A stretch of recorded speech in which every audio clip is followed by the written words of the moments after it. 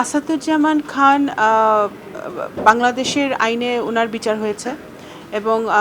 উনি যেহেতু পলাতক আসামি ওনাকে ফিরিয়ে আনার জন্য আমরা যে চিঠিটা দেওয়ার প্রয়োজন সেটাই আমরা দিয়েছি এবং এটা আমরা বারবার বলেছি আগেও যে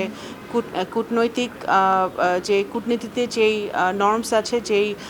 প্রোটোকল আছে সেই প্রোটোকল অনুযায়ী আমরা এক্সট্রাডিশন ট্রিটির অনুযায়ী ওনার আসাদুজ্জামান কামালকে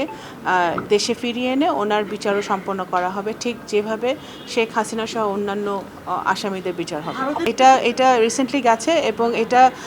শুধু সাবেক স্বরাষ্ট্রমন্ত্রীকে উদ্দেশ্য করে এই চিঠি দেওয়া হয়েছে এবং এটা যখন যেটা প্রয়োজন আমাদের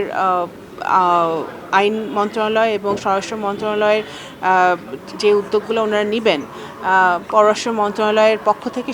সেই আমাদের ডিপ্লোমেসির অনুযায়ী আমরা সেই কাজগুলো করব এবং দেশ জুড়ে যে কোনো কেনাকাটায় 10,000 টাকার বেশি অফার, তাই পেমেন্ট মানেই বিকাশ। এটা তো একটা চলমান প্রক্রিয়া যে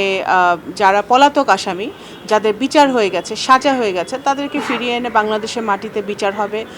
এবং জনগণ সেটা আশা করে। এই জুলাইয়ের 1 বছর পূর্তিতে আমরা যখন 2 বছর পূর্তিতে যখন আমরা এখনও সেই শোকে আছি, এতগুলো রক্ত ঝরেছে, এতগুলো মৃত্যু হয়েছে, এই পরিবারগুলো শোকাহত আছে, সুতরাং অবশ্যই আমরা তো চাই যে একটা সুষ্ঠু বিচার হোক এবং সেই প্রক্রিয়াটা সরকারের পক্ষ থেকে চলমান থাকবে। মাত্র তো চিঠি দেওয়া হলো, ফিডব্যাক আশা কি করব কি না করবো সেটা তো ভারত সরকারের উপর ডিপেন্ড করে। আমাদের সরকারের থেকে চিঠি গেছে, আমরা অপেক্ষা করব। অবশ্যই আমরা আশা করব যে ভারত পজিটিভ রিপ্লাই দিবে এবং যা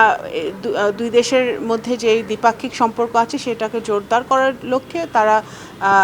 তাদের পক্ষ থেকে যা তাদের দায়িত্ব সেটা তারা পালন করবে।